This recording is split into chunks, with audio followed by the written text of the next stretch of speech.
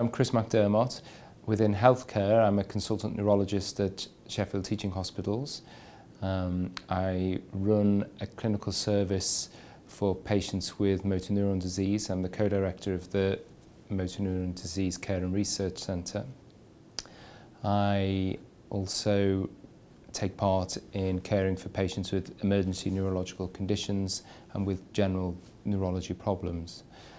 Within research, I am a reader at the University of Sheffield, and I have a research programme which focuses on developing the evidence base for symptomatic care for patients living with motor neuron disease. I suppose it is important to reflect on why motor neuron disease is still incurable, and I think within the research teams that are trying to develop curative treatments for this condition, there is a recognition that some of the strategies and experimental paradigms that have been used in the past have not been correct, and they are being redesigned and new approaches taken. I suppose more specifically within my research area, which is developing the evidence base for symptomatic management in motor neuron disease, the key knowledge gap really almost comes from the fact that people haven't applied standard research methodology to this area, and what you're left with in that scenario is a lot of expert opinion rather than solid evidence. And so what we're trying to do here at Citran is develop that evidence base and taking each of the symptoms that patients with motor neuron disease experience and the day-to-day difficulties that they experience, and try and develop evidence for the best way of managing those things. Sometimes you can be testing how to use an intervention that already exists to see what is the best time to use that intervention and how it should be used. But sometimes you come across a problem where there isn't an adequate solution out there. And I suppose what I've learned about this process that we've gone through with the Head Up project, which I'm sure we'll come on to, is how to approach that. So when there isn't a solution to a problem, is thinking about, well, how do we create a new solution? The Head Up project is a project in which the overall aim is to develop a novel cervical orthosis for patients suffering with neck muscle weakness that causes their head to drop. So in motor neuron disease, patients can experience muscle weakness and the head flops forward and they're unable to maintain the head in an upright position. And that causes problems with communication, eye-to-eye contact, problems with feeding. It is uncomfortable. The solutions that are out there currently were designed for something else. So you have trauma collars that are designed to immobilize the neck after someone's had an accident to prevent spinal injury. And by and large, these are the things that patients are offered when they present with neck muscle weakness. And I know from my own experience that although we give many of these collars to patients, you never found them round their necks. You would always find them in the cupboard under the stairs. And patients just didn't use them because they weren't fit for purpose.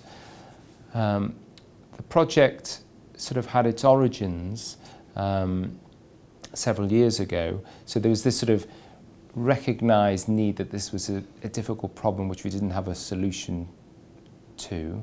And I think that was recognised within the clinical team, not just here in Sheffield, but I think within the M&D community more widely. We have a patient public involvement group here within Sheffield, focusing on our M&D research and directing M&D research projects. And this was a focus that they also asked for on trying to develop a solution for this problem. And so with that in mind, Devices for Dignity put out a call asking for ideas for new devices where there was an unmet need. And we submitted a proposal to Devices for Dignity about developing a new neck collar. And really, things snowballed from there. So Devices for Dignity understood what we were wanting to develop, and they brought together a team from different organisations, so a team from Sheffield Hallam University of designers and engineers. They brought together people with knowledge of industrial collaboration, people with knowledge of IP, intellectual property, as well as what we brought to the collaboration, which was clinical experience and patients living with motor neuron disease and experience of the condition. So D4D brought that group together and got the collaboration off the ground. So I suppose the short answer to the question is no. I don't think at the time when we started this there was any sort of design collaborative research going on in the field of motor neuron disease. I think that situation is changing now, and I think in part because of the success of the Head Up project. I think certainly when we've gone to international conferences and within the UK as well, we've presented the whole sort of journey we've been on with Head Up, and I think people have quite engaged with what we've done and have interest in perhaps taking their own ideas. They've seen what can be done. Yes, I was naive to this, and I had quite a simplistic simplistic assumptions about what might happen. So we'd identified a need, both as healthcare professionals, but also our patient groups had identified a need. And I think I thought that we would get together with some designers, we'd explain the problem to them, and that they would go away and design a solution for that, and then come back, and that would be that. So I think that's what I thought might happen, although to be fair to myself, I hadn't given much thought about what would happen. In reality, things were very different, and it was quite an eye-opener what happened. So it was a true collaboration. So although we went with an initial idea, the first thing that happened was the actual need was explored further in a much more rigorous, systematic way, trying to identify exactly what the need was and why the need was unmet, what were the exact problems with the current, not ideal solutions that were available, why patients weren't using them. So that was the first part of the process. And then it continued. So as the designers learned knowledge of the problem, they would come up with potential solutions, and then there was a true iterative process involving both the users, who would be the end users, and healthcare professionals in those iterative design processes. So there was never designers working in one institution by themselves and then just handing a solution at the end to patients. It was a true collaborative iterative process. I think the biggest challenge was getting funding to do the substantive work. So we were brought together by Devices for Dignity. I think Devices for Dignity assembled a good team with all the skills necessary. But we then had no real money to actually do the work, to do the design work. And we applied, I think we were successful with the third grant application. We'd been to the MRC and then to NIHR I4I, and then we went to I4I a second time. And the key problem each time we went for funding was the funders almost wanted to see what it was we were going to design. And there was this tension between a user-centered design process which we wanted to do, which we required the funding to do, by which we have an unmet need that we've explored, and now we want to go through an iterative design process with users over a year or two, and then a product will hopefully come out at the end. The funders almost wanted to have done that so they could be confident that the investment in the team wouldn't be a waste and would bear fruit. But of course we couldn't do the work because we didn't have the money, and there was this tension all the time. And so what we ended up doing was each time we went back for a subsequent grant application, we cobbled together slush funds and relied on people's generosity of their time to do a bit of the work, and we went back again, and then the same feedback. Well, we'd just like to have more confidence that this is going to work. So again, you then do a bit more of the design process. So you were almost a quarter, a third of the way down the design process. And this tension I found difficult, and I think it still is a problem. I think it still is a problem for funders, and you can understand it from a funding point of view, because they have limited amounts of money to invest, and they want to be as certain as they can be that the project is low risk. It's going to deliver, and the only way really, I think, or the way that they currently manage the risk is almost to see you on the pathway to delivery. So I think for funders, if it can be demonstrated that it's a process that works and can successfully deliver, so that we're still tying things up with the head of project, but I would think the funders are pleased with what we've achieved so far, and I would hope that if other sort of teams went to eye for eye with a similar methodology and a similar plan, that they would be comfortable in taking more of a risk, perhaps looking at what it is that makes the project successful. And I think the key thing that made our project successful, and if I was on the funding panel and having to make a decision, first of all, you'd want to be certain that there is an unmet need there, so I think that needs to be articulated.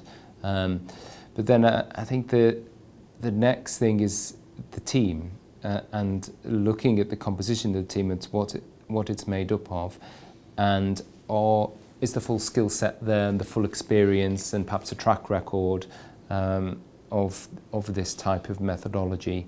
At least of the key players who are leading the project. Is that all present? And if it is, then I think it should be funded. I think that would be an approach that I would like to see, rather than expecting people to have done a lot of the work beforehand. Because I think by doing the work beforehand on the cheap, you're almost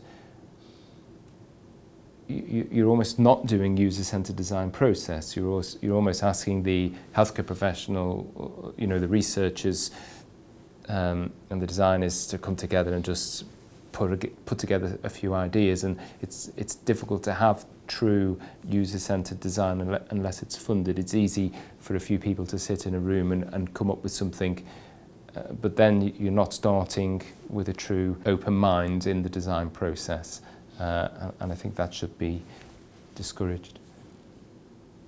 I suppose the key thing is that we have some reasonable confidence that the end product is something that is acceptable to users and meets their needs.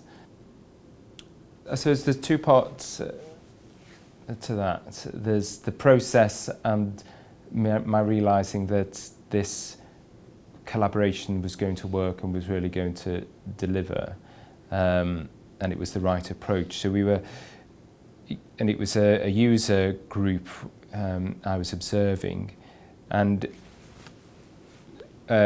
one of the users had suggested a particular thing that was important to her, which was about the way, if she could just turn her head from left to right, and if the weight and everything could be taken out of the head, she'd be happy to sacrifice the movement. So she didn't mind about, she could lose upward and down movement if she could effortlessly turn her head. And then there were other things that the patients articulated. And then the next time we met, these had all been sort of mocked up, all these different concepts, and the turning the head thing was mocked up as a sort of R2D2 type model, so where the head would turn like R2D2, and it was mocked up as something for the users to try and see what that would be like in reality, this sacrificing the up and down movement to enable free side-to-side movement. And I just remember thinking this is excellent, that every idea that's being suggested by the users is being investigated and explored and going quite some way down each mechanism, and then being brought back to the users in a way that they can interact with it and understand what it is, you know, what they've asked for, and then give comment on it. And so there was really true engagement of the designers and the engineers with the users. Nothing was dismissed. Every small detail that they mentioned was acted upon and explored. And I think I remember sitting there thinking, this process, this sort of user design process or co-design process, whatever you want to call it, this is the way to do this. It really is. You know, it brings so much that just us as healthcare professionals, perhaps an orthotist and a physiotherapist sitting in the room and deciding what would be best for the patient, you know, can never replicate this process, which was, you know, much better. And then the second sort of eureka moment, if you like, was when the sort of the concepts that looked like actually this could work, we might actually be onto something here, was early on we talked about flex lace, which was this idea that we'd have a scaffolding around the neck, and on the scaffolding you could put various supportive modules, and you would have perhaps a lot of support that would slot onto the scaffolding on the right hand side if you needed a lot of support on that side, but you'd have a lesser supporting module on the other side, so you weren't restricted in your movement on that side. And this concept of the flex lace came out in one of the early workshops, and it was just a sketch drawing really at one point, and just an idea of flexible, but it met some of the user requirements for being adaptable to different situations, adaptable, personable to an individual's needs. It could change over the course of the illness. So on paper it sounded really good, but how we would do that in reality. And then one day one of the designers came down with a sheet of, I think it was neoprene with holes cut into it, and slotting into the holes to represent the different modules. He'd picked up from Superdrug that morning some foam bendable hair rollers. They were all different colours, and the different colours were representing the different strengths, and this concept that it could be different strengths at different parts of the collar around the neck. And you know, I remember thinking, you know, we could develop this. This seems to tick a lot of the boxes. The users who were there were impressed with it. They really got the idea, and you know, and it eventually, as it turned out, it was very much the flex lace concept that was, you know, in the final design. It was certainly new to me, but not new to the team from Sheffield Hallam University, who I think have experience for many years of liaising with industry. When we